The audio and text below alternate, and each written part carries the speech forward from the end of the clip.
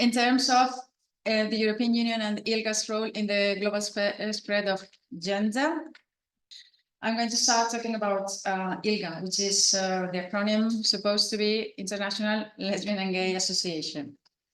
It is now called ILGA World after it set up several regional bodies, Pan-Africa ILGA, ILGA Asia, ILGA Latin American, several of them. I'm going to be focusing more on the ILGA Europe organization in order to fit it within the bigger framework of the European Union. So this is the executive director of ILGA World now, because ILGA, as I said, because it established several regional departments or branches. Now ILGA in general is called ILGA World in their website and everywhere. So executive director of ILGA World is the man you're looking at. His name is Julia Ertz, German guy.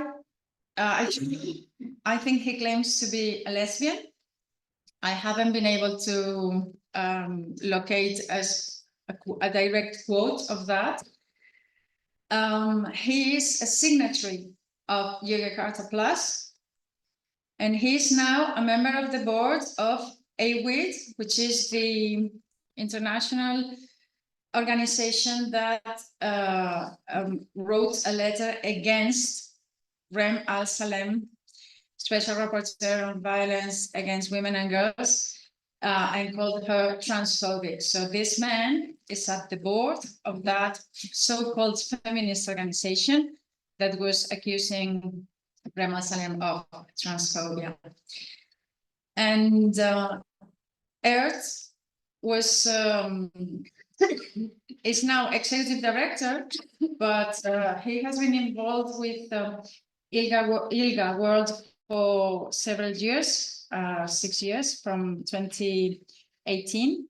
And in that time, they highlight in their website the achievements they have arrived. And one of them was participating in the renewal of the mandate of the UN Independent Expert on Sexual Orientation and Gender Identity, previously a position previously held by Victor Madrigal-Borloo. So this is one of the successes of ILGA's World in keeping that mandate, which was originally for 3 years only, to manage to get it renewed for 3 years, and then of course another 3 years and all that. Another highlight of the activism they have been doing in the previous years is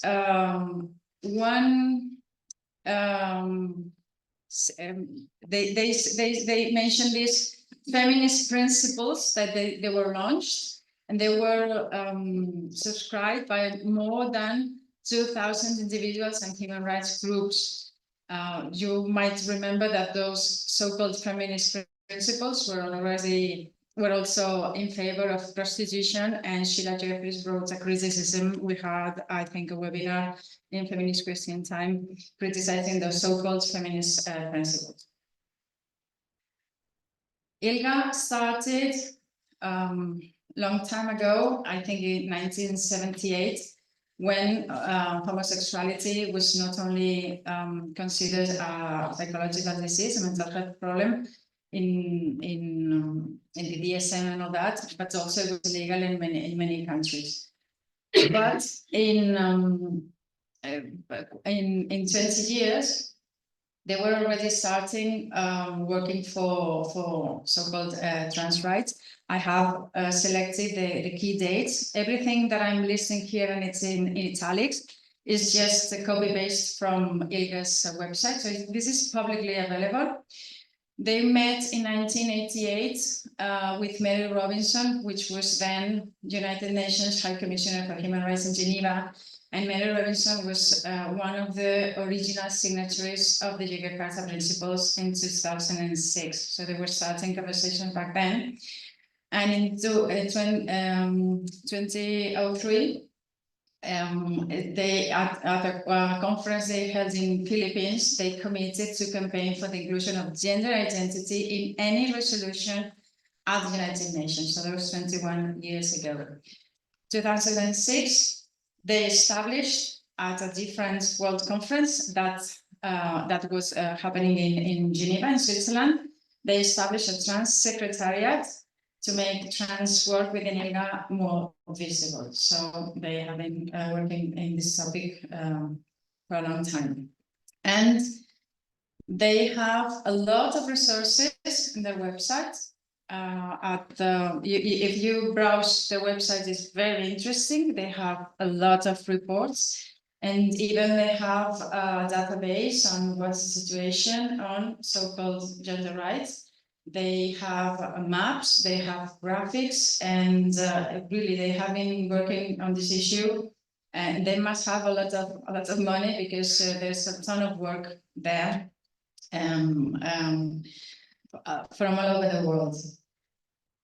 In relation to the European Union, in 1990, they started, before establishing what is now ILGA Europe, they started some conversations with the European Union, with the European Commissioner for Social Affairs, which then, after that meeting, they were granted some funds to make a study, and that study was carried out by ILGA, Stonewall, who you also know to be very heavy trans activist, and a Dutch organization called European Human Rights Foundation, which I think is no longer active. I have been researching for them.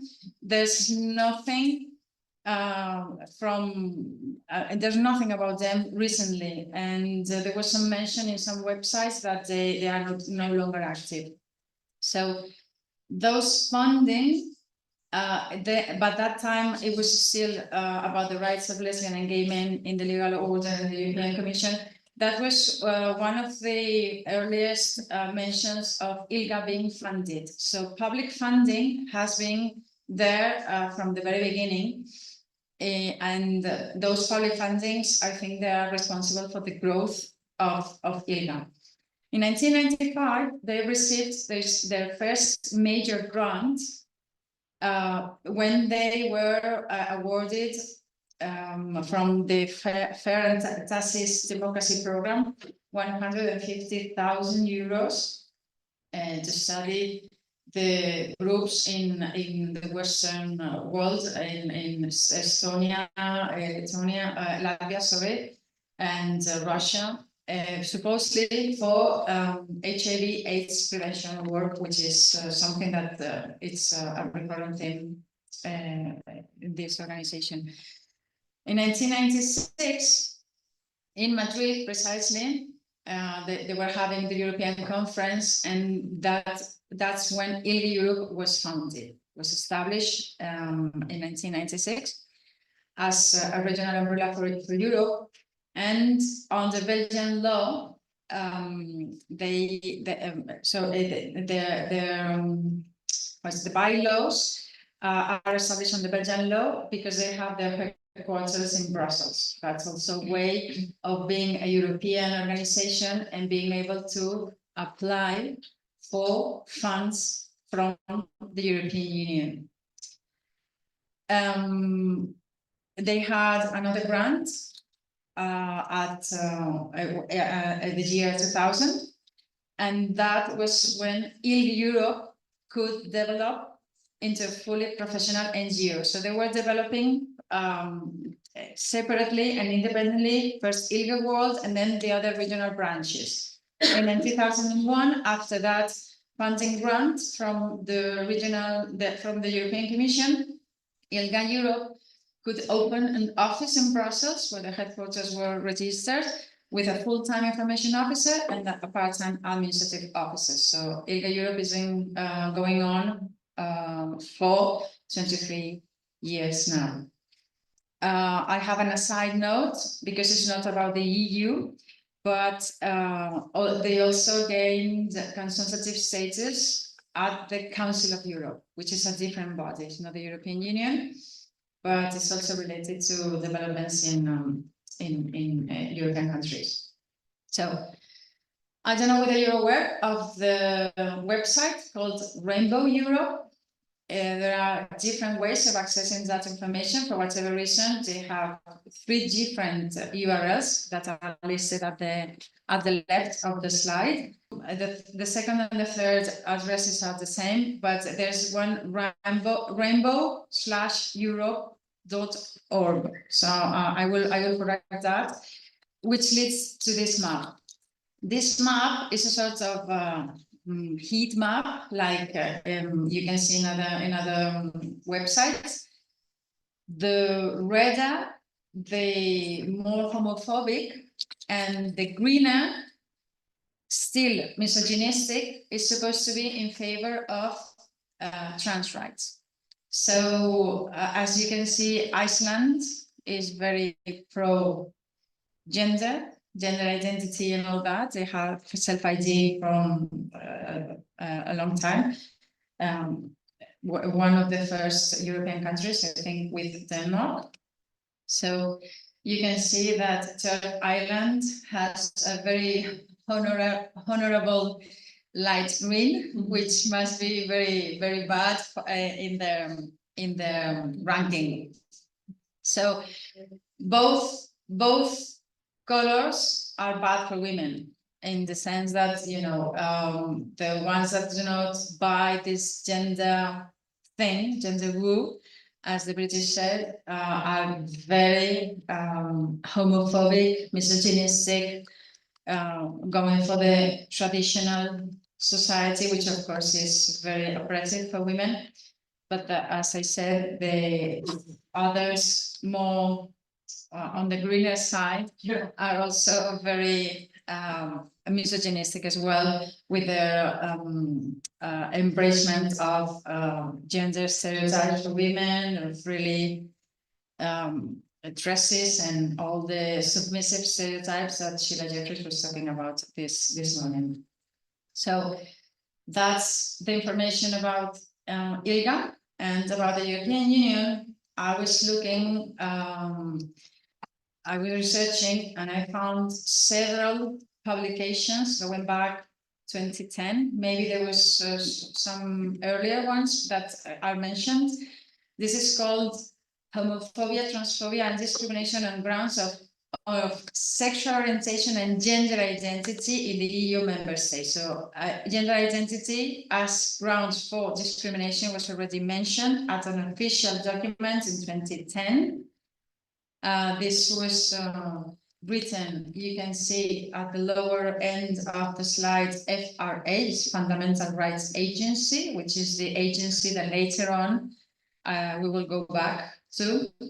It's supposed to be like the lighthouse that illuminates all European policies. So European legislation would be inclusive and non-discriminatory in any way.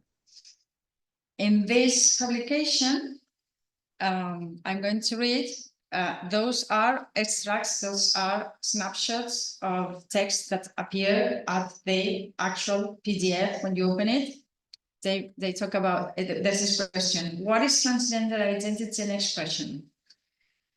And this is trans activist, of course, they say that the sex that we are officially assigned at birth is based on biological features. However, that might not match gender identity. So that's the way we think and feel about gender. And they were already as key trends in the period 2008 and 2010, access to and legal recognition of gender reassignment. So they were not exactly pushing for self-ID here, but they were also they were already mentioning gender identity, gender expression, and the idea of legalizing that gender that is not the sex of a person. So 2 years later, they had a different publication with which they enrolled unwillingly for many of them, the so-called intersex, people with DSD, differences in sexual developments. And this publication is called Trans and Intersex People. And I have a snapshot here about the people that wrote this guide. One of them is Sylvan Agius and Krista Tobler. Krista Tobler is a scholar in law. She's a specialist in anti-discrimination law. I think she's from Denmark. I'm highlighting them because the other publications sometimes they do not have the authors, just they say that they have been commissioned by the Fundamental Rights Agency or whatever. And here again, they mention discrimination on the grounds of sex, gender identity, and gender expression.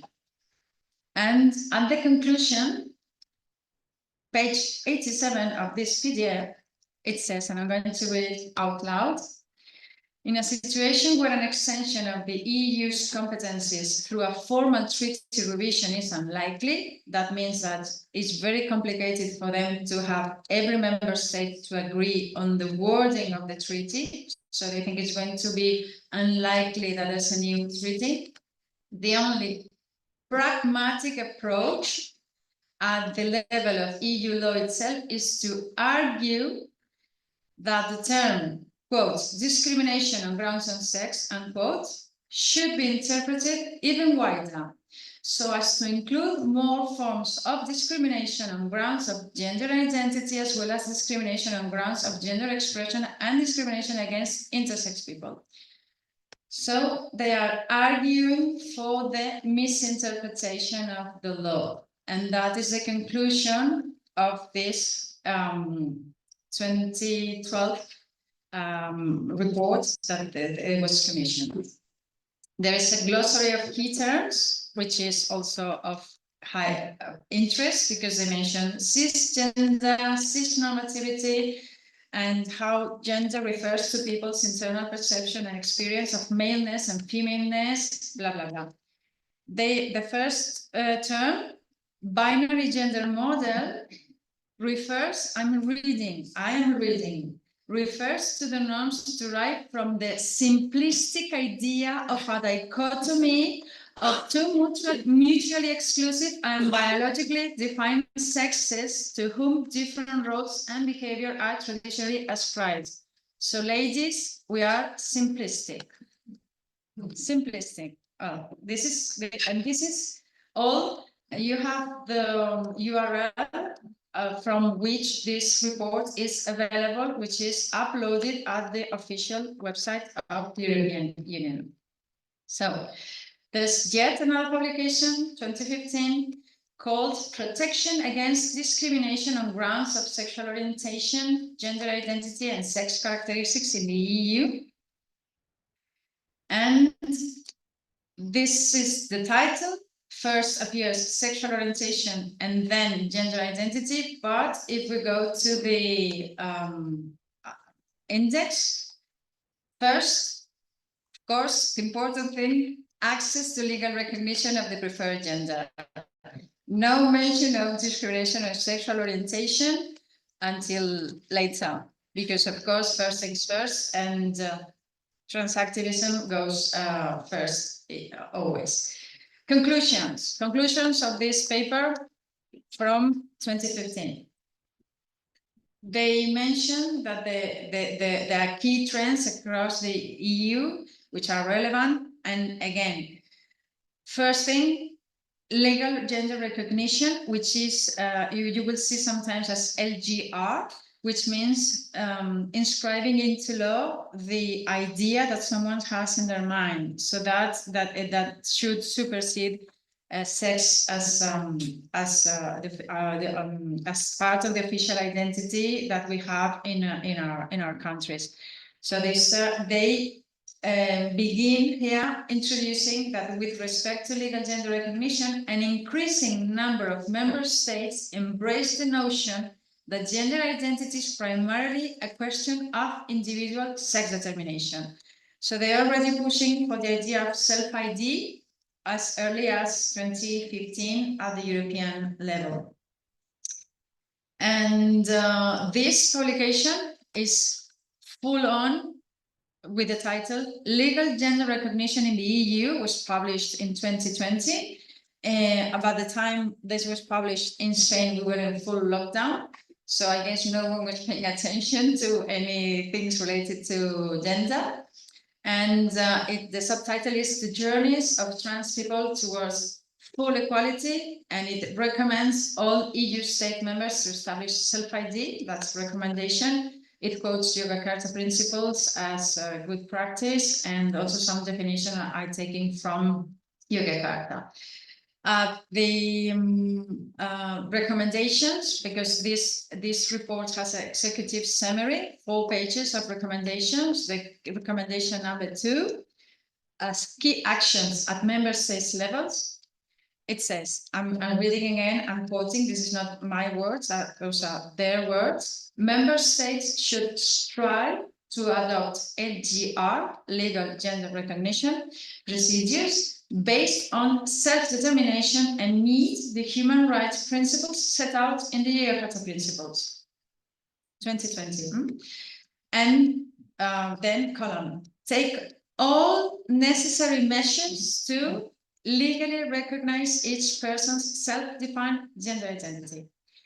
Take all necessary measures to ensure that procedures exist whereby all states issue identity papers which indicate a person's gender/sex, including birth certificates, passports, electoral records, and other documents reflect the person's profound self-defined gender identity. So I'm not reading them all, but you get the idea. So this is a recommendation from 2020. And of course, at the EU, we have had in the past 5 years, the current, I guess she's the incumbent. I haven't heard anyone new appointed, but of course, there are going to be changes after the recent elections. In the period 2019 to 2024, we have had Helena Dalli as Commissioner for Equality, and she was the Minister for Equality in Malta when self-ID was passed there by the self-appointed most feminist government in the history of Malta, which is the line that the government of Spain that passed self-ID also claimed to be the most feminist Spanish government in the history of Spain. So this is the one responsible for self-ID, and she was awarded with the commission.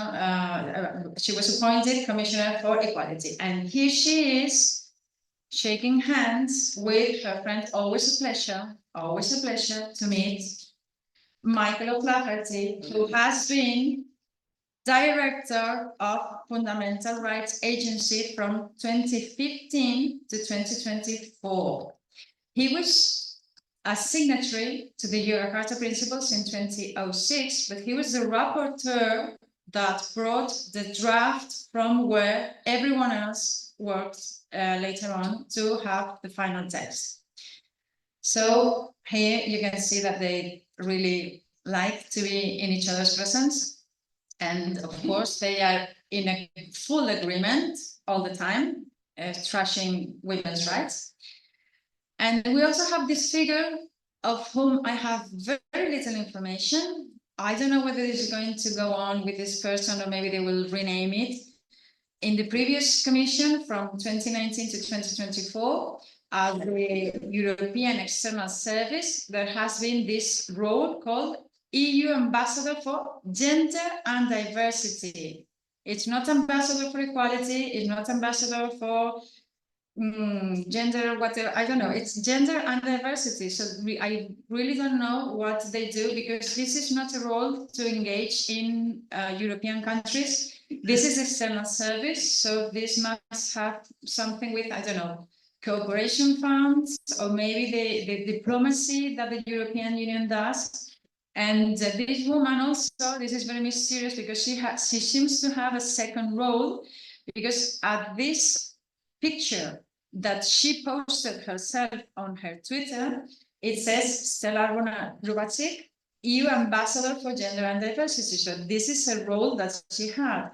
But that picture was posted at the account. You have the text at the left from the account that's Deputy Managing Director, Global Affairs. So I don't. There's some confusion.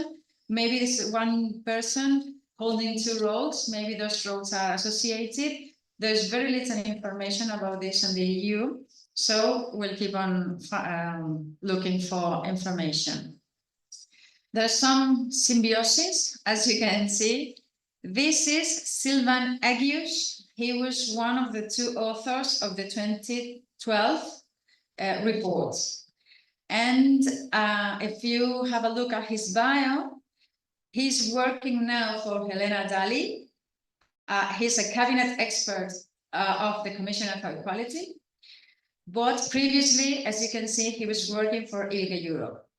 So he was working for ILGA Europe, and now he's advisor, a cabinet expert for Helena Dalli, and he's working there at the European Union. Of course, he has his pronouns listed, as if there was any doubt with that beard that he's a member of the male sex. And I'm finishing now. As an appendix, ILGA Europe is also very, very openly for regulation of prostitution. This is with the red umbrellas, empowering LGBTI sex workers. This is from 2018.